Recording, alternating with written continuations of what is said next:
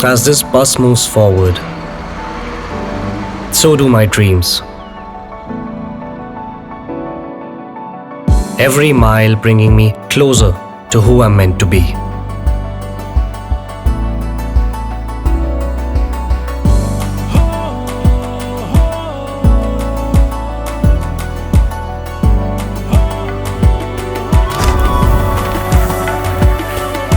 Sinkhania Educational Institute, cultivating knowledge.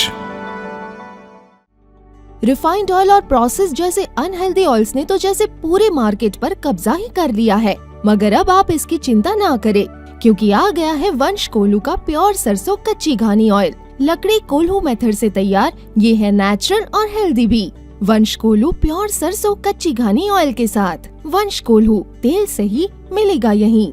Uttar Pradesh में लोकसभा चुनाव को लेकर सियासी पारा अपने उच्चतम स्तर पर चढ़ा हुआ है। उत्तर प्रदेश की राजनीति के लिए रविवार का दिन बहुत खास माना जा रहा है। आज के दिन जो ऐलान होने वाला है, उससे सबसे बड़ा नुकसान विपक्ष को बताया जा रहा है।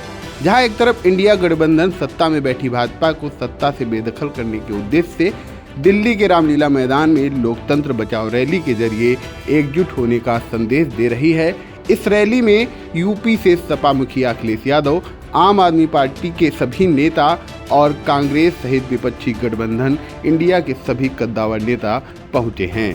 तो दूसरी तरफ उत्तर प्रदेश में समाजवादी पार्टी के यूपी विधानसभा चुनाव 2022 में गठबंधन करने वाली अपना दल कमेरावादी अब अलग राजनीतिक धारा खींचती दिख रही है। पिछले दिनों अपना दल कमेरावादी नेता पल्लवी पटेल ने सपा अध्यक्ष अखिलेश यादव पर बड़ा हमला भी बोला था। वह खुद को पिछड़ा दलित अल्पसंख्यक यानी पीडीए राजनीति का सबसे बड़ा चेहरा बताती रही हैं। अब वह इस मामले को लेकर असदुद्दीन ओवैसी के साथ लोकसभा चुनाव के मैदान में उतरने की रणनीति तैयार कर रही हैं।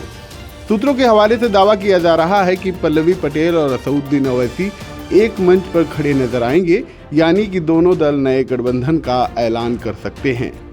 इससे पल्लवी पटेल पिछड़ा और असदुद्दीन ओवैसी दलित वोट बैंक को एक पाले में लाने की कोशिश करेंगे। यह विपक्षी गठबंधन के वोट बैंक पर बड़ा असर डाल सकता है। बता दें, अखिलेश यादव ने अपना दल की नेता और सपा विधायक पल्लवी पटेल को पिछले दिनों बड़ा झटका दिया था। उन्होंने पल्लवी पटेल को लेकर किए गए सवाल के जवाब में कहा था कि यूपी चुनाव 2022 के दौरान गठबंधन था, अब 2024 में नहीं है। इसके बाद पल्लवी पटेल ने विपक्षी गठबंधन के प्रमुख दल कांग्रेस से स्पष्टीकरण मांगा, लेकिन उन्हें अब तक कोई जवाब नहीं मिला। इसके बाद पल्लवी ने विपक्षी गठबंधन से भी दूरी बढ़ाने का संकेत दे दिया है। बताया जाता है कि पल्लवी पटेल अलग गठबंधन के साथ लोकसभा चुनाव 2024 में उतरेंगी।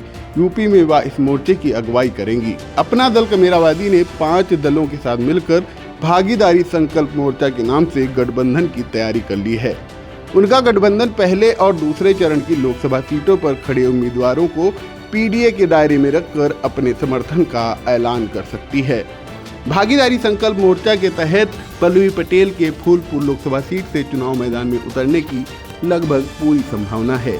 वहीं कृष्णा पटेल मिर्जापुर से अपनी बड़ी बेटी और अपना दल एस की प्रमुख अनुप्रिया पटेल को टक्कर देती दिख सकती है।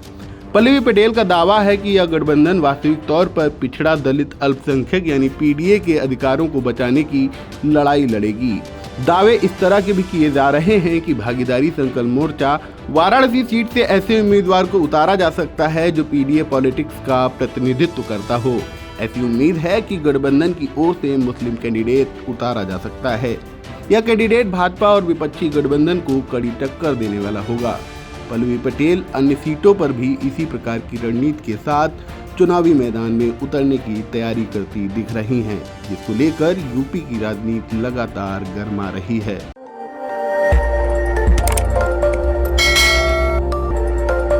खबर आपकी, नजर हमारी।